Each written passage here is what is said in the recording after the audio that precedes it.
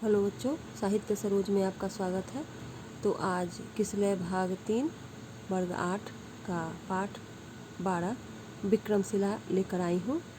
तो चलो बच्चों, इस विक्रमशिला पाठ का हम लोग प्रश्नोत्तरी करते हैं। इसमें पहला प्रश्न है, विक्रमशिला नामकरण के संदर्भ में प्रचलित जनश्रुतियाँ क्या हैं? तो इसका उत्तर होगा, विक्रमशिला नामकरण के संदर्भ में प्रचलित जनश्रुति है कि यहाँ के आचार्यों के विक्रमपूर्ण आचरण तथा उनकी अखंडशील संपन्नता के कारण उसे विक्रमशिला नाम का संबोधन दिया गया। साथ ही यह भी मान्यता है कि विक्रम नामक यक्ष को दमित कर उस स्थान पर विहार बनाने के कारण इसका नाम विक्रमशिला रखा गया। तो बच्चों, अब दूसरा प्रश्न है, विक्रमशिला कहाँ अवस्थित है? विक्रमशिला भागलपुर जिले के प्राचीन अंग महाजनपद के नाम से लोकप्रिय था। ये कहलगांव अंतर्गत पत्थरघट्टा के एक छोटे से गांव अंतिचक में अवस्थित है। इसकी स्थापना 8वीं सदी के मध्य में पाल वंशी राजा धर्मपाल के संरक्षण में हुई थी। तो बच्चों, तीसरा प्रश्न है, यहाँ के पाठ्यक्रम में क्या क्या शामिल था? तो उत्तर होगा, यहाँ के पाठ्यक्रम में तंत्र विद्या के अतिरिक्त व्याकरण, न्याय, सृष्टि विज्ञान, शब्द विद्या, शिल्प विद्या, संख्या, वैशेष्य, अध्यात्म विद्या, ज्ञान एवं चमत्कार शामिल थे। पाठ्यक्रम का मुख्य उद्देश्य मनुष्य को पूर्ण मानव बनाना था, इसलिए दान, शील, धैर्य, वीर्य, ध्यान और प्रज्ञा के मुख्य अंग में पारंगत होना आवश्यक था। विद्यार्थियों के चक्षु खोल देना पड़ता था और उन्हें बौद्ध सिद्धांतों से परिचित कराना पड़ता था। अब बच्चों, पाठ से आगे में पहला प्रश्न है, परिभ्रमण के दौरान आप इस स्थल का चयन करना क्यों पसंद करेंगे?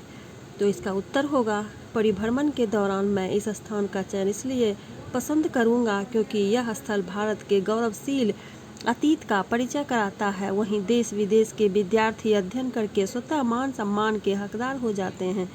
आज के कैम्ब्रिज और ऑक्सफोर्ड विश्वविद्यालयों से अधिक उन्नत और महत्वपूर्ण विश्वविद्यालय यही था। यहाँ का विद्यार्थी होना अपने आप में गौरव का ही बात था। हमारा अतीत कितना गौरवशाली और महान था, इसका अनुमान इस स्थल का परिभ्रमण करने से ही हो पाएगा। इसी उद्देश्य से और हम लोग यहाँ पर परिभ्रमण करना पसंद करते हैं। तो बच्चों, दूसरा प्रश्न है, इस विद्यालय को आधुनिक बनाने के लिए आप क्या क्या सुझाव देंगे? इस विश्वविद्यालय को आधुनिक बनाने के संबंध में सुझाव होगा कि विश्व प्रसिद्ध विद्वानों की नियुक्ति की जाए, नामांकन पूर्व छात्रों की योग्यता की जांच के अनुसार ही की जाए, विषयगत पढ़ाई के साथ साथ मानवता का पाठ भी, नैतिकता का पाठ भी पढ़ाया जाए। शिक्षण समाप्ति के उपरांत अपना कार्य पूर्ण दायित्व और मानवतापूर्ण ढंग से उसका प्रतियोगिता परीक्षा लेनी चाहिए। सर्वे भवन्तु सुखिनः और विश्व बंधुत्व की भावना से ओतप्रोत शिक्षा दी जानी चाहिए। तो प्रश्न नंबर 3, तंत्र विद्या के बारे में आप क्या जानते हैं? तो उत्तर होगा, तंत्र विद्या वह विद्या है जिसमें चमत्कार एवं भूत प्रेत संबंधी ज्ञान के बारे में बताया जाता है। इनमें ऐसी प्रतिक्रियाएं होती हैं जिसके माध्यम से लोग सिद्धि प्राप्त करते हैं। उसमें बलि का भी प्रथा होता है। लोग अपने आराध्य की पूजा करते हैं और मन्नत पूरा करने के लिए बलि देते हैं या साधना पूर्ण करने के लिए जीव का बलि देते हैं। तो चौथा प्रश्न बच्चों, निम्नलिखित संस्थानों को उनकी श्रेणी के अनुसार बढ़ते क्रम में सजाइए। तो प्रश्न है, क विश्वविद्यालय, ख प्रारंभिक विद्यालय, ग महाविद्यालय, घ माध्यमिक विद्यालय, अंग प्राथमिक विद्यालय। तो इसको हम लोग क्रम से सजाते हैं बच्चों।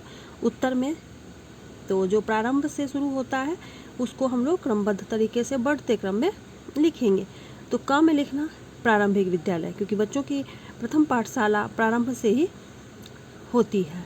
तो पहला हो जाएगा, क में लिखना प्रारंभिक विद्यालय, ख में प्राथमिक विद्यालय, प्राथमिक मीन्स मिडिल स्कूल, ग माध्यमिक जिसको हम लोग हाई स्कूल बोलते हैं, और घ होगा महाविद्यालय जिसको हम लोग कॉलेज बोलते हैं, विश्वविद्यालय जो कॉलेज का मुख्यालय होता है।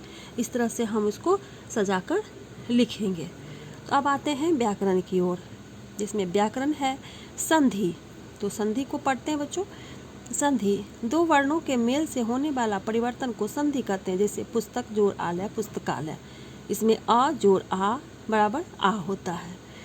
मैं इसे कक्षा में समझाऊंगी। संधि के 3 भेद हैं, स्वर संधि, व्यंजन संधि और विसर्ग संधि। तो चलो बच्चों स्वर संधि समझते हैं।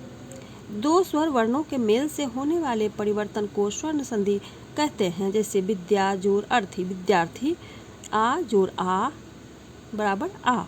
व्यंजन संधि व्यंजन वर्ण के साथ स्वर तथा व्यंजन वर्ण के मेल से होने वाले परिवर्तन को व्यंजन संधि कहते हैं। जैसे दिक जोड़ गज दिग्गज। विसर्ग संधि को चलते हैं।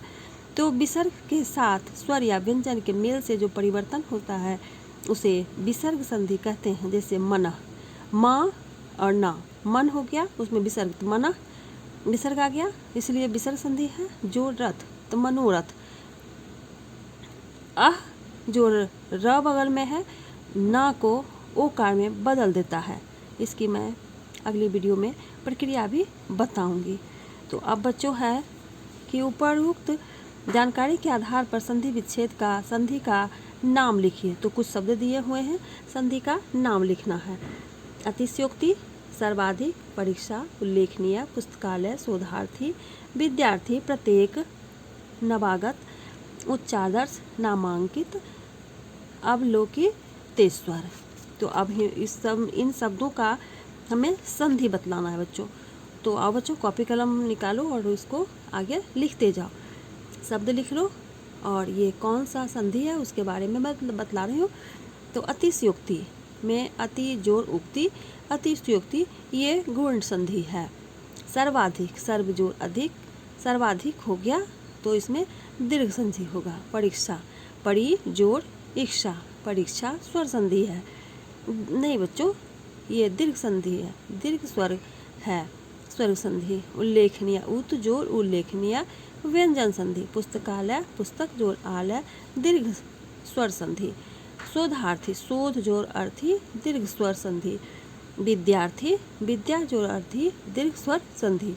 प्रत्येक, प्रति जोड़ एक, यर्ण संधि। नवागत, नव जोड़ आगत, दीर्घ स्वर संधि। उच्चार्थ, उच्च जोड़ आदर्थ, ये यर्ण संधि। नामांकित, नाम जोड़ अंकित, दीर्घ स्वर संधि। अवलोकितेश्वर, अवलोकित जोड़ ईश्वर, गुण स्वर संधि। तो बच्चों अब हम लोग दूसरे प्रश्न की ओर चलते हैं। ऊपर दी गई जानकारी के आधार पर निम्नलिखित शब्दों का समास बताइए। अमेघ, अखंड, पत्थरघट्टा, द्वार पंडित, कुलपति, शिक्षा केंद्र, देश विदेश, अलौकिक। तो अब बच्चों इसका उत्तर लिखते हैं। अभेद का होगा जिसे भेद आना जा सके, यर्ण समास। अखंड जिसका खंड या भाग न हो सके, यर्ण समास। पत्थरघट्टा पत्थर से निर्मित घाट, तत्पुरुष समान। द्वार पंडित द्वार के लिए नियुक्त किया गया पंडित, तत्पुरुष समास। प्रतीक कुलपति, कुल का पति, स्वामी, तत्पुरुष समास। शिक्षा केंद्र शिक्षा का केंद्र, तत्पुरुष समास। देश विदेश देश और विदेश, द्वंद्व समास। अलौकिक न लौकिक, यर्ण समास। तो प्रश्न नंबर 3 है बच्चों, संधि और समास में अंतर बतलाइए। स्वरों को आपस में मिलने पर जो विकार उत्पन्न होता है उसे संधि कहते हैं, किंतु समास में दो शब्दों या पदों के मिलने से जो विकार उत्पन्न होता है उसे समास कहते हैं। अतः संधि में वर्णों की प्रधानता होती है, जिस कारण संधि करने पर एक वर्ण दूसरे वर्ण से में बदल जाता है। तद जोड़ हित, त और ह मिलकर दध संयुक्त हर शिकार हो जाता है। समास में दो पदों के मिलने पर कभी सामान्य तो कभी विशेष अर्थ व्यंजित होता है। तो बच्चों पूरे वीडियो को ज़रूर देखना, लाइक करना, सब्सक्राइब करना और इसका प्रश्नोत्तर वीडियो से ही लिख लेना। तो अगले वीडियो में मैं तुम्हें अगले अध्याय की ओर मिलेंगे। तब तक के लिए जय हिंद, जय हिंदी।